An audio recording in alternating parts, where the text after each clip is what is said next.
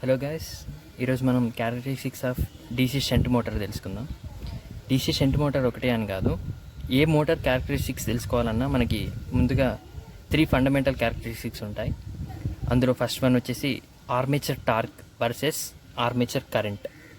Second one speed versus armature current. Third one speed versus armature torque. దీంట్లో first దాన్ని వచ్చేసి మనం electrical characteristics అంటాం. అండ్ థర్డ్ దాన్ని అదే స్పీడ్ వర్సెస్ ఆర్మేచర్ టార్క్ వచ్చేసి మెకానికల్ క్యారెక్టరిస్టిక్స్ అంటాం. ఈ క్యారెక్టరిస్టిక్స్ అనేది మనకి మంచిగా అర్థం కావాలంటే ముందుగా మనకి టార్క్కి స్పీడ్కి ఉన్న రిలేషన్ అర్థమవుతే ఈజీగా అర్థమవుతుంది. అందరూ టార్క్ అంటే మ్యాక్సిమం ఏమనుకుంటారంటే అది కూడా ఒక రొటేషనల్ ఎలిమెంట్లా ట్రీట్ చేయడం వల్ల కొంచెం అర్థం చేసుకోవడంలో డిఫరెన్స్ వస్తుంది. సో మనం ఫస్ట్గా టార్క్కి స్పీడ్కి ఉన్న తేడా ఏంటో నేర్చుకుంటే క్యారెక్టరిస్టిక్స్ అన్నీ చాలా ఈజీగా ఉంటాయి. ఫస్ట్ టార్క్ అంటే అమౌంట్ ఆఫ్ ఫోర్స్.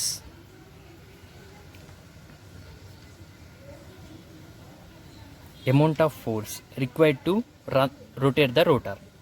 అంటే టార్క్ అనేది ఒక ఫిజికల్ క్వాంటిటీ. ఇది ఏ quantity? Force quantity. It just use it to rotate the rotor. But speed is the amount of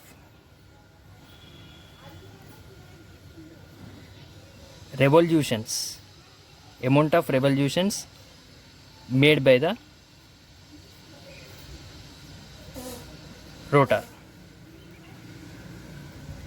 అందుకే మనం స్పీడ్ని ఆర్పిఎస్లో మెజర్ చేస్తాం. RPS rotations per minute, rotations per second. But speed అనేది అమౌంట్ ఆఫ్ రెవల్యూషన్స్, అంటే rotor ఎన్ని revolutions rotate అవుతుందో అని చెప్పేది స్పీడ్. బట్ రోటర్ రొటేట్ కావడానికి ఎంత ఫోర్స్ అప్లై చేయాలనేది చెప్పేది torque. Hope you all understood the difference between the speed and torque. So ఇందులో నెక్స్ట్ డౌట్ ఏమో రావచ్చు అంటే ఎలక్ట్రికల్ క్యారెక్టరిస్టిక్స్ అని ఎందుకన్నాం, మెకానికల్ క్యారెక్టరిస్టిక్స్ అని ఎందుకన్నాం. So when you look up the parameters used in this characteristics, IA TA అంటే armature current, armature torque. Circuit diagram నుంచి మనకు తెలిసేది ఏంటంటే వోల్టేజ్ వి అప్లై చేయడం వల్ల ఆర్మేచర్ కరెంట్ వచ్చింది. ఆర్మేచర్ కరెంట్ వల్ల ఆర్మేచర్ టార్క్ వచ్చింది. అంటే ఆర్మేచర్ కరెంట్ అనేది ఒక electrical quantity. Next armature torque అంటే కూడా అమౌంట్ ఆఫ్ ఫోర్స్. అంటే ఇది కూడా ఒక ఎలక్ట్రికల్ పారామీటర్ కిందకే వస్తుంది. సో ఇందులో ఏ మెకానికల్ పారామీటర్ లేదు కాబట్టి ఈ 2 ఎలక్ట్రికల్ క్వాంటిటీసే ఉన్నాయి కాబట్టి దీన్ని ఎలక్ట్రికల్ క్యారెక్టరిస్టిక్స్ అంటాం. కానీ థర్డ్ దాంట్లో చూసుకుంటే ఒకటి ఆర్మేచర్ టార్క్ ఓకే, అది ఎలక్ట్రికల్ క్వాంటిటీ కిందకి వస్తుంది. కానీ విత్ రెస్పెక్ట్ టు దేన్ని తీసుకుంటున్నాం మనము?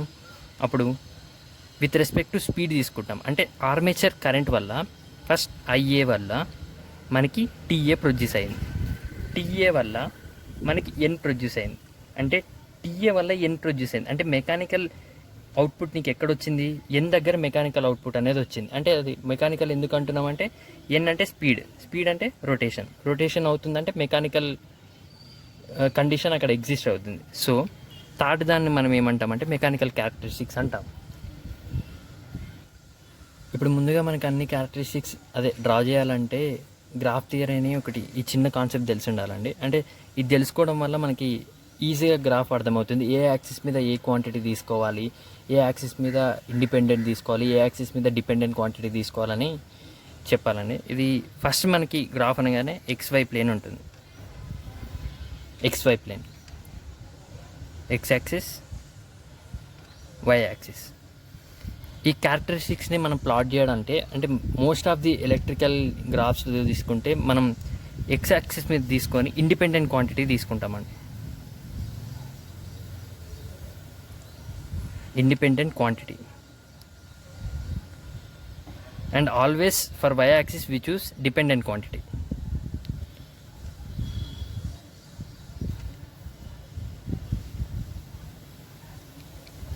ఇంతకుముందు మనం చూసుకున్నాం 3 క్యారెక్టరిస్టిక్స్ ఉన్నాయి. సపోజ్ ఫస్ట్ క్యారెక్టరిస్టిక్ తీసుకుందాం. First characteristics వచ్చేంటి?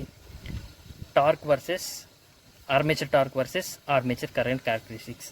ఇందులో ఇది చూసి మనకి ఎలా చెప్పగలుగుతామంటే డిపెండెంట్ క్వాంటిటీ ఏది, ఇండిపెండెంట్ క్వాంటిటీ ఏదో దాన్ని బట్టి X యాక్సిస్ మీద ఏది తీసుకోవాలి, Y యాక్సిస్ మీద ఏది తీసుకోవాలని ఇక్కడే షూట్అవుట్ చేయవచ్చు.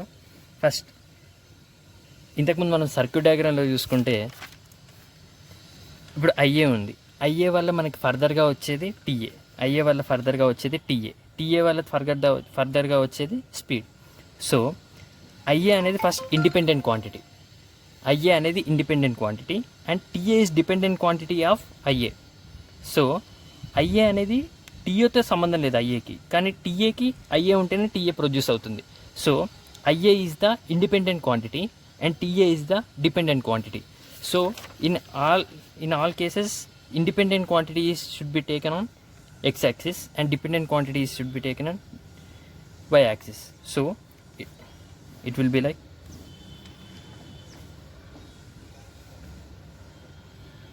IA is taken on x-axis, TA is taken on. So first characteristics వచ్చేసి armature torque versus armature current. Armature టార్క్కి ఆర్మేచర్ కరెంట్కి డైరెక్ట్ రిలేషన్షిప్ ఎగ్జిస్ట్ అవుతుంది. అంటే ఎలా అంటే మనకి ఆర్మేచర్ టార్క్ ఈక్వేషన్ ముందే తెలుసు. TA armature torque equals 0.159 pi Z IA P/A newton metre. అంటే ఇట్ ఆర్మేచర్ టార్క్ ఈక్వేషన్లో armature torque is directly proportional to armature current. If you consider as 0.159 pi Z P/Aని కాన్స్టెంట్గా తీసుకుంటే armature torque is directly proportional to armature current. ఎప్పుడైతే మనకి directly proportional relationship ఉందో అక్కడ linear characteristics అనేది ఎగ్జిస్ట్ అవుతాయి. సో దీన్ని గ్రాఫ్లో మెన్షన్ చేయాలనుకుంటే, so x-axis, y-axis. So independent quantity TA is taken on x-axis and dependent quantity TA is considered as y-axis. So direct relationship exists అవుతుంది, directly proportional to each other. So the waveform will be straight line which represents linear relationship in between armature torque and armature current. Second characteristics వచ్చేసి speed versus armature current. So మనకి back EMF formula తెలుసు, EB equals to πZN P/60A. ఇందులో మనకి variable quantities వచ్చేసి N, speed and flux phi. మిగతా అన్ని మిషన్లో కాన్స్టెంట్గా ఉంటాయి, నెంబర్ ఆఫ్ కండక్టర్స్ కాన్స్టెంట్గా ఉంటాయి, పోల్స్ కాన్స్టెంట్గా ఉంటాయి, ఆర్మేచర్ పార్ట్స్ అనేది డిజైన్ చేసేటప్పుడే కాన్స్టెంట్గా ఉంటాయి. సో అన్ని కాన్స్టెంట్వి తీసేసి వేరియబుల్ మాత్రమే తీసుకుంటే speed is directly proportional to EB/π వస్తుంది ఈ రిలేషన్ నుంచి. సో మనకి ఈబీ అంటే షంట్ మోటార్లో బ్యాక్ ఈఎంఎఫ్ ఫార్ములా తెలుసు, V - IA RA/π. సో ఇప్పుడు చూసుకుంటే మనం ఆప్టైన్ చేయాల్సిన క్యారెక్టరిస్టిక్స్ అనేది ఈ ఐఏకి, ఈ స్పీడ్కి. సో ఈ కేసులో ఐఏ తగ్గింది అంటే ఐఏ వాల్యూ ఎప్పుడైతే లో అవుతుందో వి వాల్యూ ఎక్కువ అవుతుంది. అంటే వి ఎక్కువ అవుతుందంటే ఈబీ వాల్యూ అనేది ఇంక్రీజ్ అవుతుంది. ఎప్పుడైతే ఈబీ వాల్యూ ఇంక్రీజ్ అవుతుందో there is a direct relationship between N and EB. So N also increases. అంటే ఈ రిలేషన్షిప్ బట్టి మనకి ఏమర్థమవుతుందంటే N is inversely proportional to IA.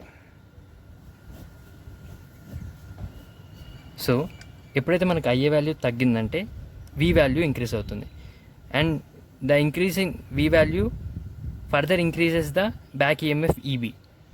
So there exist a direct relationship between speed and EB. So when EB increases, speed also increases. So by this relation we conclude that speed is inversely proportional to IA. So characteristics will be like, and independent quantity IA is taken on x-axis, dependent quantity speed is taken on y-axis. So this is the ideal case, that is no losses case, but practically there exists a inverse relationship. So the waveform will be like this, and this drop is termed as IA RA drop.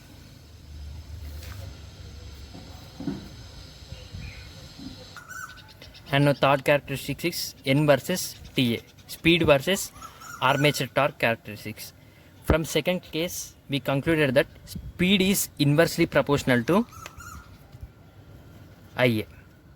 Speed is inversely proportional to Ia. So as we all know that Ia, that is from first characteristics, TA is proportional to Ia. So here I am replacing Ia with TA, 1 by TA.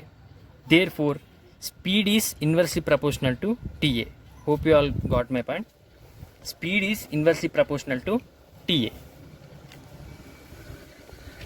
So again the characteristics, like, see here, from Ia we are obtaining TA, and from TA we are getting speed. So here we are plotting characteristics in between N and TA. Here TA is the independent quantity, so it is taking on x-axis, and N is the dependent quantity of TA, so N is taken on y-axis. And there exists a inverse relationship. So when N increases, TA decreases. When TA increases, N decreases. So the waveform will be